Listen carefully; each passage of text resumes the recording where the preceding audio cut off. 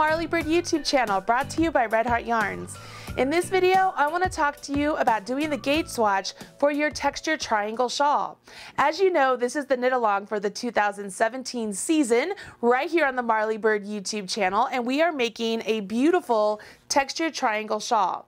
The beauty of doing a shawl is that typically the gauge does not matter, and I will venture to say that that is the case with this, but because there are so many of you in the Facebook group that are either using a different yarn or changing the yarn weight completely, or maybe you want to try out different needles, or this is the first project you've ever done, I think it's important that you do a gauge swatch to really find out if the needle size that's recommended by the designer is the right size for you. Let's take a closer look at the pattern so that you can see what it is I'm talking about. As we take a look at the Textured Triangle Shawl pattern, which all of you should have downloaded by now, it's a free pattern on redheart.com, you can see along the side here, it gives us all the vital details of what we will need for this pattern. So we need 3 balls of soft essentials, we need a size 11 29-inch needle, circular knitting needle, yarn needles, stitch markers, and then it gives us the row gauge.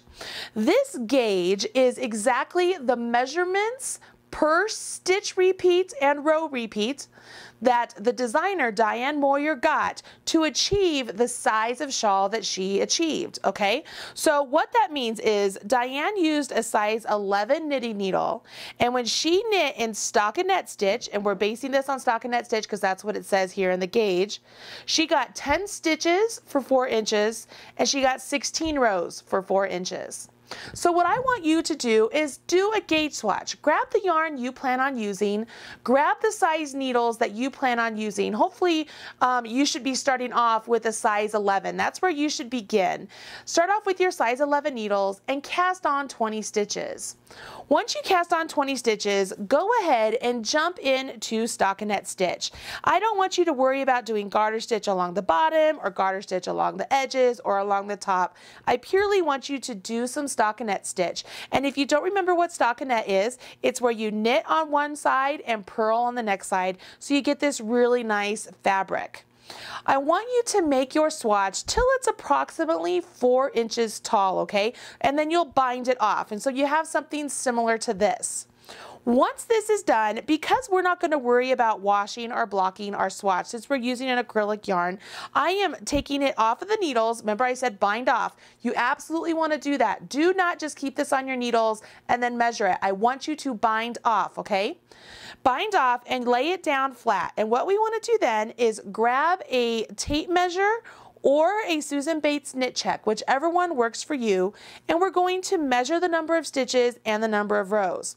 What I love about the Susan Bates knit check is that it has this little opening right here where it distinctly pins out 2 inches and 2 inches, so stitches and rows. So all I have to do is just lay this flat on my fabric and go ahead and begin to count how many stitches I'm getting for 2 inches and how many rows I'm getting for 2 inches.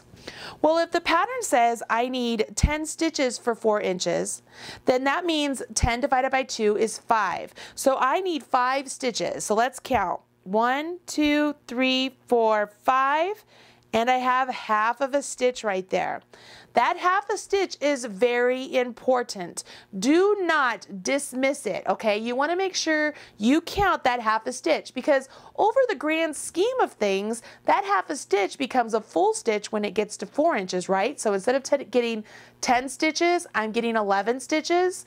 And then if I were to expand that out over a series of, 10 inches, I have a significant number of extra stitches that I didn't plan for, okay? So always make sure you count that little extra bit there, okay? So my first thing here is that I'm getting too many stitches for my stitch gauge. Let's check on my rows. I should be getting 16 rows for 4 inches, which equals 8 rows for 2 inches. So let's count. 1, 2, 3, 4, 5, 6, 7. So I'm getting not enough rows, okay? So I'm getting not enough rows. Here's the deal. For a shawl, I'm really not too concerned with the fact that my stitches are a little bit tighter because I don't want my shawl to be really extra loose and overstretched. So I'm okay personally with the fact I'm getting a little bit more stitches than I needed to. But if this were a sweater, I would want to go ahead and change my needle size, do another gauge swatch, and really strive to get just 10 stitches for the 4 inches as indicated in the gauge. Does that make sense? When you are getting too many stitches, then your stitches are too small. They need to be bigger, so you need a bigger needle. Too many equals bigger needle. If you're getting too few, that means your stitches are too big. They need to be smaller, so you need a smaller needle. So here we go again. Too few equals smaller needle. Too big equals bigger needle. Does that help? So what I need you to do is do a gauge swatch. You need to decide if the size 11 needle that Diane Moyer used to get her gauge is going to work for you. And don't go and tell me that you always knit to gauge and you don't need to do a gauge swatch, because that's bull hockey. There is no such thing as knitting to gauge. There is no standard gauge across the board, because gauge is determined by the yarn you're using, the needles you're using, and how you knit. So gauge is subjective to each knitter. Everybody knits differently.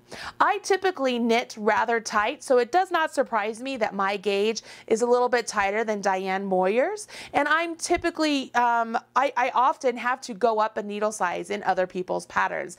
But I know that, but I always do a gauge swatch to make sure. And I want to make sure you do the same thing.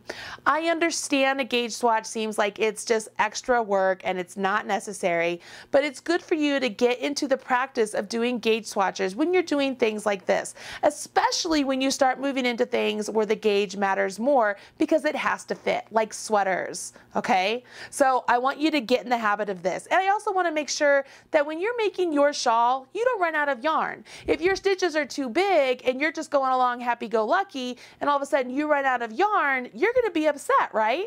Well, we want to make sure that your stitches are the same gauge, so that you're using the same amount of yarn that Diane Moyer used to get her wonderful shawl.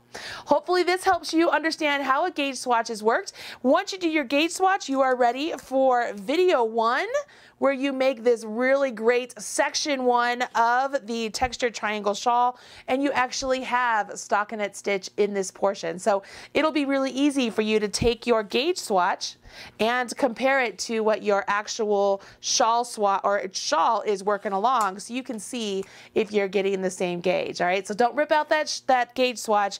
Keep it, set it aside, and it'll be pretty. You can practice on this later. Maybe you can go and pick up stitches and practice different finishing. You can practice duplicate stitch.